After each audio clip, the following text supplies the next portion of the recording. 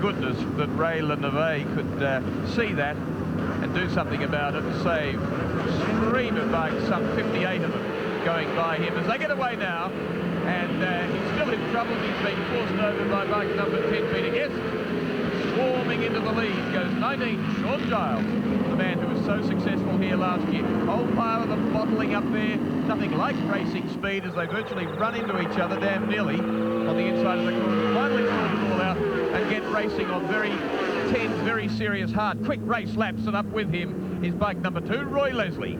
The power of that big 926cc Ducati overhauled Sean Giles up the straight. Giles is on the ex-Peter Jackson Yamaha, state-of-the-art, highly tuned Yamaha, $100,000 worth, but the very technological, advanced Ducati fuel-injected uses extra power to pass him up there. This is a very strong part of the Ducati hound now. Up this part of the circuit, very, very torquey.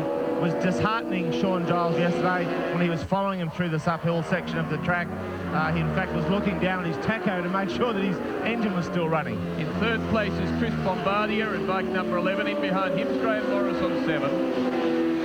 As the battle for the lead goes on, Roy Leslie starting to pull away a little bit from Sean Giles. Giles' territory hasn't been reached yet. That's really the straight. Although the Ducati's very quick there as well, it's an area where the four-cylinder Yamaha will be much more at home than it is plonking out of steep uphill corners like the Ducati does, Big Win. Great range of bikes here. We have a Ducati leading from a Yamaha, from a Kawasaki, and then from a Honda. Graham Morris there on the Maxima machine number 7. There's a new CB900RR with a few of the factory modifications. And in behind him is Graham Wilshire on 8, and on 52, Keith Greentree doing a good job too. I would expect that Roy Leslie and Sean Giles are the 2 class riders of this field. They contest the Australian Road Race Championships on a full-time basis. I would think their skill and machinery should give them the advantage. But the race for 3rd, 4th and 5th here will be a beauty between Graham Morris, Keith Greentree and number 8. Roy last rode here at Bathurst in 1988, which was the last of the big Bathurst races, when they had a bit of trouble with the crowd up on the hill. A very experienced rider. He's raced at Suzuka 5 times, hopeful of trying to put together enough of a budget to get a team to race at Suzuka again. Really enjoys his racing, takes his wife everywhere with him, and I think it's his 5th season with the Ducati dealer team, so they obviously appreciate his riding and daring. Very lean and fit too, looks after himself well, and to say, if anything, riding as well as he's ever ridden. The gap between 2nd and 3rd, 19 back to 11, that's Sean Giles to Bombardier on 11, was 0.84, just a glimpse of them in the rear of picture there, I think shows that it's probably down to about 0.3 or 0.4 of a second. But pulling away is Roy Leslie on 2. Yes, there's that battle. Sean Giles, as I said before, riding an ex-Peter Jackson machine. There's another rider who has very limited funds, has had some help from RC Cola, who in fact are sponsoring the TT races here this year, and is very helpful of putting in a good performance here today to maybe entice them to assist them throughout the remaining rounds of the Australian Championship. It's astonishing because motorcycle racing is really the sort of the pure form of racing that we saw many years ago in cars before technology nailed them down to the track so well. Here riders have much greater influence on the overall performance of the machine than drivers do in cars. You get a lot of change of place, a lot of cut and thrust, but it's just not recognised nearly so widely by the media, but it's wonderful stuff. Look at this. Building up towards about 260, 265 kilometres now on Conrod, tucked down, and then this right-hander. How would you feel? Heart in the mouth, I'll tell you.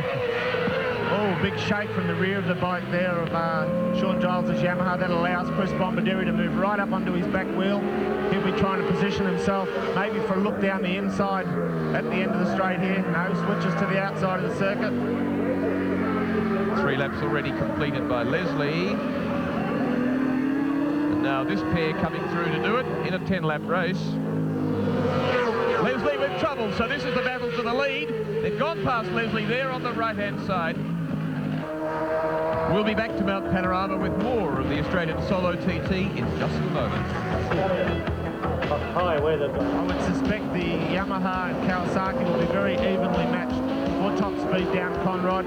If Bombardieri can get him the draft of Giles, that'll give him the advantage as he pulls out to try and go underneath or around the outside of him into Caltech's chase. No, not quite close enough at this stage.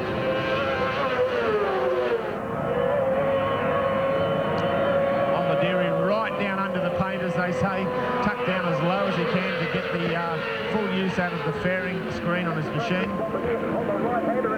Oh, runs wide there, ran out of brakes, foot down. Good job to save that. He's going to join back on the track, and I think probably not lose the position, Will. Real great breeding ground for talent here in Australia for this class of racing. You can see the gap back from the race leader now. Not nearly as much challenged, Sean Giles, as he was. Bombardier has his hands full and in fact has very nearly lost third place. He's about 13 seconds in arrears. Peter Guest is into second. And Bombardier into third. He hasn't lost it. He's into third. He's lost second. They tuck together now and he goes off on this battle up Mountain Straight. Spearing over the top of the mountain now, leaping off Reed Park is the race leader, Sean Giles. Bike number 19, well in command of this race. 15-second margin over Peter Guest. Sorry, well, it's very dangerous there. He's coming up to lap some of the slower riders there now. The rider putting his foot out, which wasn't in fact to try and kick poor Sean, was to tell him to pass him on the right-hand side there. A huge difference in speed between the top factory bikes and the guys that are just coming up here who are doing it more for fun, for the pleasure of riding around the circuit.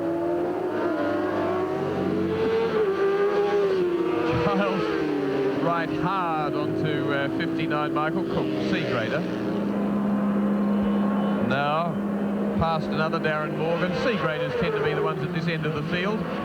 Guys building up their experience, building up their speed, their knowledge of racing, and going through a very careful, wise grading procedure.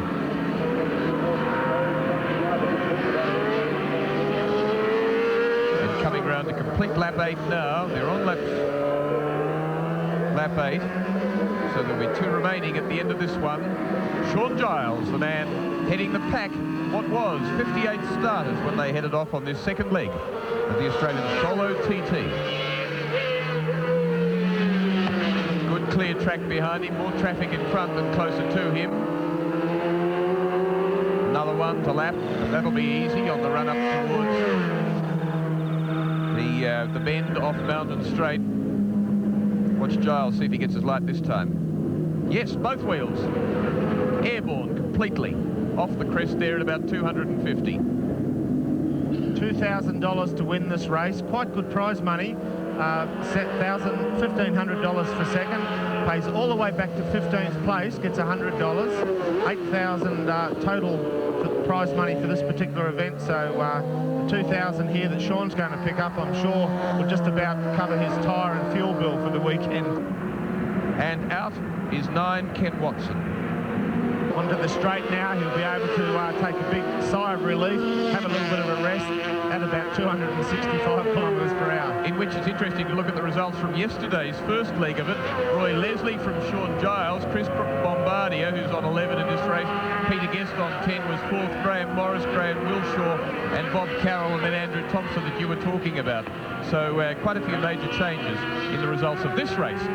He comes through Caltech's chase for the final time. Just a little mono as he hooks it up out of third, into 4th now, and then backs it off, rolls it down to 3rd to 2nd gear, heads to the finishing line in the second leg of the Australian Solo TT at Mount Panorama, Bathurst, and a very worthy winner indeed, a great performance on top of the job that he did here last year. Sean Giles on bike number 19.